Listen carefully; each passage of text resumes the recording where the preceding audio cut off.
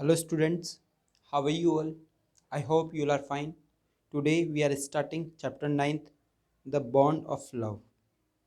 Before we start this chapter, let's read before you read section. तो सबसे पहले हम before you read section start करने वाले हैं, देखने वाले एक्चुअली इस चैप्टर में है क्या, ये चैप्टर है किसके बारे में, ये सब हम देखने वाले हैं। तो लेट्स स्टार्ट नाउ। तो आइए अब इसको स्टार्ट करते हैं। Yes, before you read section में देखते हैं क्या है। यहाँ पे 2 पॉइंट दिए हुए हैं, दोनों को देख लेते हैं।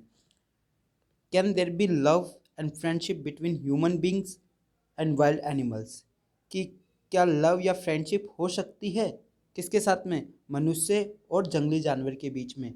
कि क्या किसी भी जंगली जानवर के बीच में या इंसान के बीच में प्रेम या दोस्ती हो सकती है? कि जानवर के बीच में, जंगली जानवर के, हम पालतू जानवर लेके आते हैं, उनसे हमारी दोस्ती भी होती है, उनसे प्रेम भी होता है, लेकिन क्या एक जंगली जानवर से, वाइल्ड एनिमल से ऐसा हो सकता है? Let's read a fascinating account of an orphaned sloth bear that was rescued by the author. तो आइए रीड करते हैं इस इंटरेस्टिंग स्टोरी को। ये जो fascinating account of orphan, orphan उसे कहा जाता है जिसके पेरेंट्स ना हो, जिसके पेरेंट्स ना हो उसे क्या कहा जाता है? ऑर्फन। जिस भी बच्चे के पेरेंट्स नहीं होंगे वो ऑर्फन कहलाएगा, ऑर्फन। तो ये हम पढ़ रहे हैं किसके बारे में? एक छोटा बच्चा बियर का, स्लॉथ बियर, ये काइंड ऑफ बियर है, ठीक है ना।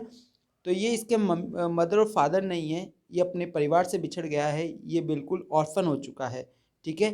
तो इसकी फैसिनेटिंग स्टोरी पढ़ रहे हैं इस बियर की, जिसको रेस्क्यू किया गया था, बचाया गया था, किसके द्वारा? ऑथर के द्वारा। ऑथर ने इसको सेव किया था। अब नेक्स्ट आगे देखते क्या है इसमें।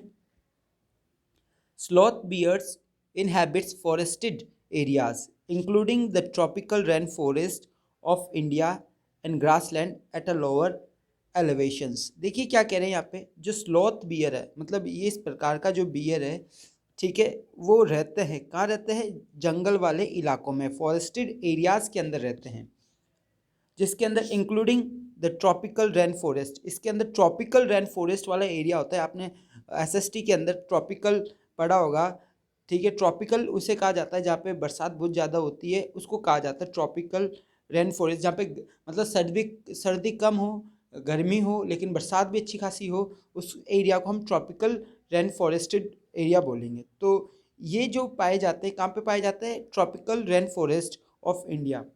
और grassland at the lower elevation, मतलब कि एलिवेशन का मतलब हाइट, कम ऊंचाई वाले जो ग्रास लैंड है, जो घास के मैदान है, वहाँ पे भी ये देखने को मिलते हैं। Sloth bears have very shaggy hairs and long muzzles. देखो क्या कह रहे हैं यहाँ पे, मजल का मतलब समझने की आवश्यकता है। मजल कैसे कहा जाता है? ये इस प्रकार का जो मुंह होता है तिकोना, इसको मजल्स कहा जाता है। तीखा मुंह, लंबा, ठीक है, बोतल के आकार का, तो इसको क्या कहते हैं? मजल्स। तो ये जो स्लोथ बियर होते हैं, इस प्रकार के जो स्लोथ बियर है, ठीक है ना, हैव वेरी सैगी हेयर, इनके काफ़ी लंबे लंबे बाल होते हैं, सैगी हेयर होते हैं, घने हेयर, और एक लंबा मजल्स होता है, मतलब लंबा मुंह होता है इनका। Using their claws to dig, और ये अपने क्लोव्स को, ये इसके क्लोव्स, इनके जो पंजे, उनको यूज़ करते हैं खोदने के लिए। They can then use their lips, sorry हाँ, lips to form a tube which can go deep into the ground. अब देखो ये जब ये डिग करते हैं, खोदते हैं, तो इसको राउंड शेप देने के लिए अपने ये लिक का मतलब चाट कर उसको क्या करते हैं? ये गोल करते हैं, अपने मुंह का यूज़ करते हैं उसको गोल करने के लिए। Into hard to reach area like a dead trees for their food. और यहाँ तक कि जो हार्ड टू रीच, और मुश्किल से पहुँच पाते उस एरिया में जहाँ पे डेड ट्रीज है, वो अवेलेबल हो उनके फूड के लिए। Their main food is termites. उनका जो मेन फूड है वो टर्माइट्स है। अब यहाँ पे डेड ट्रीज क्यों चाहिए? क्योंकि टर्माइट्स का मतलब होती है जिसको हम दीमक वगैरह बोलते हैं, दीमक जो कि लकड़ी में लगती है, आप जानते हो, जिसको वाइट एंड्स के नाम से भी जाना जाता है। इसको पर्टिकुलर टर्माइट्स कहा जाता है, ठीक है। ये बिल्कुल खाकर राख कर देती है किसको? लकड़ी को। तो ये जो स्लॉथ बियर्स है, इनको दीमक बड़ी अच्छी लगती है, टर्माइट्स बहुत अच्छी लगती है। तो इनका जो मेन फूड है वो टर्माइट्स है, और ये उस लकड़ी को ढूंढते जो बहुत पुरानी हो चुकी हो, जिसमें दीमक लग चुकी हो, ताकि इनको अपना भोजन मिल सके। यू कैन हियर देम सक up their food from several feet away. तो आप देख सकते हो कि अपना जो खाना है, भोजन है, वो सेवरल फीट अवे तक ढूंढते हैं। इसलिए खड्डा करते हैं, ढूंढते हैं ज़मीन में, क्योंकि दीमक तो ज़मीन में होती है, इसलिए ये ज़मीन में अपना भोजन ढूंढते हैं। अब स्टार्ट करते हैं हम इस स्टोरी को।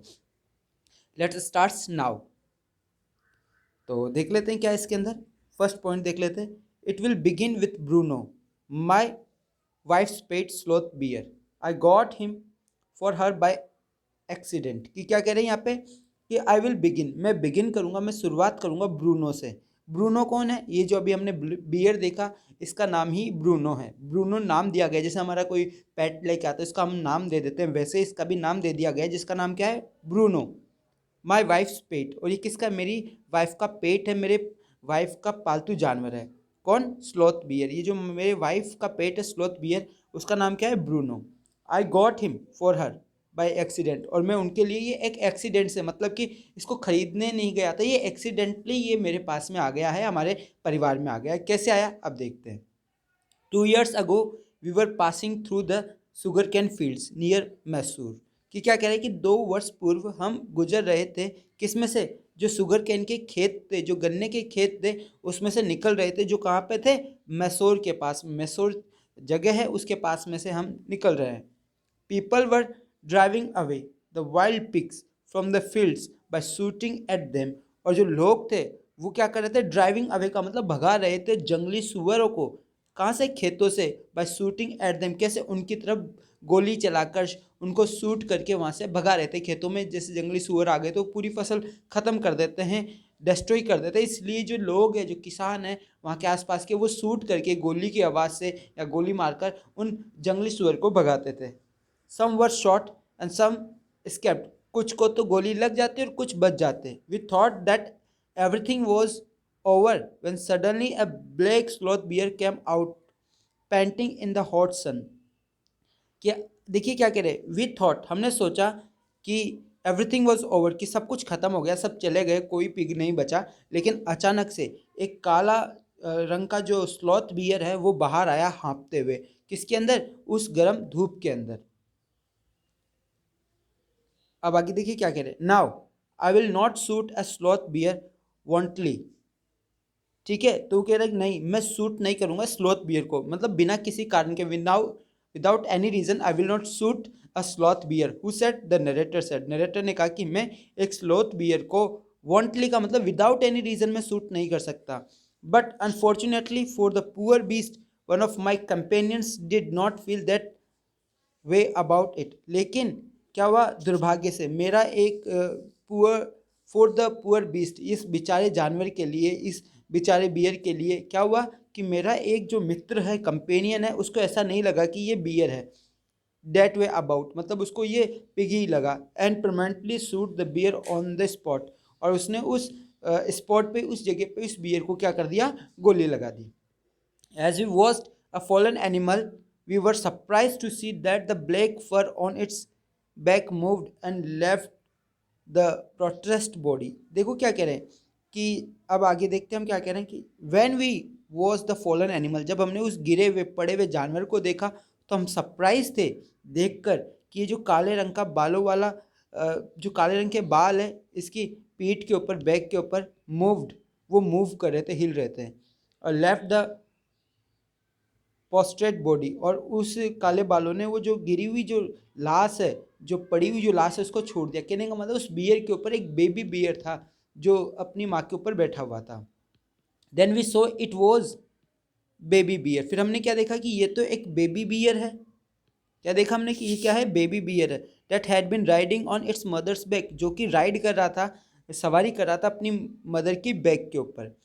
When the sudden shot had killed her, कि लेकिन जैसे अचानक जो शॉट हुआ उसने तो उसकी मदर को मार दिया। The little creature ran around it prostrate parents making a pitiful noise. लेकिन ये जो बेबी बियर है ये आवाज़ करने लगा, और वो जो मदर है उसकी, जो कि ज़मीन पे गिरी हुई है, उसके चारों तरफ घूमने लगा, रोने लगा, आवाज़ करने लगा अलग अलग प्रकार की। I ran up to it to attempt a capture, मैं दौड़ कर गया ताकि मैं कैप्चर कर सकूँ, मैं प्रयास कर सकूँ इसको पकड़ने का। It scooted into the sugar cane fields, और ये जल्दी से क्या हो गया? भाग गया। स्कूटेड का मतलब दौड़ गया। किसके अंदर? शुगर कैन के खेतों में। Following it with my companions, मैंने इसको मेरे दोस्तों के साथ में फॉलो किया, उसके पीछे पीछे गए हम। I was at least able to grab it by the scruff of its neck, और अंत में हमने इसको पकड़ ही लिया। किससे? इसके गले के बालों से हमने इसको पकड़ लिया। While it snapped and try to scratch me. कब? जब ये मुझे स्नैप करने की कोशिश कर रहा था, छूटने की कोशिश कर रहा था और मुझे स्क्रैच करने की कोशिश कर रहा था with its long hooked close. किससे? इसके लंबे लंबे और नाखूनदार जो पंजे हैं उनसे। अब आगे देख लेते हैं हम, ये एक और पॉइंट देखते हैं फिर बाद में लेंगे हम, ठीक है।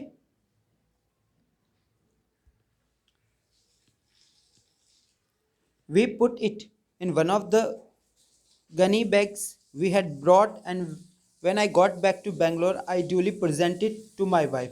कि मैंने इसको क्या किया, मेरा जो गनी बैग्स था उसके अंदर इसको रखा और मैं इसको ले आया और मैं इसको वापस कहाँ गया, मैं बेंगलोर आ गया और मैंने इसको प्रेजेंट किया मेरे वाइफ को। मेरे वाइफ को मैंने इसको गिफ्ट कर दिया। सी वॉज डिलाइटेड, वो बहुत ज़्यादा खुश हो गई। She at once put a coloured ribbon about its neck, और उसने क्या किया, एक कलर रिबन जो है उसके गर्दन के चारों तरफ बांध दिया। आफ्टर डिस्कवरिंग द कब वॉज अ बॉय, और जब उसको पता चला कि ये जो कब है, ये जो बच्चा है, ये बॉय है, लड़का है, तो उसने उसका नाम ब्रूनो रख दिया। क्या नाम रखा उसकी वाइफ ने? उसका ब्रूनो। देखो यहाँ पर जो लिखा हुआ है वो चेरिस्टन का मतलब है टू गिव नेम, नाम देना, ठीक है। तो उन्होंने क्या नाम दिया? ब्रूनो। ओके, तो बाकी जो बचा हुआ पार्ट है वो हम नेक्स्ट वीडियो में लेंगे। Goodbye, take care your self.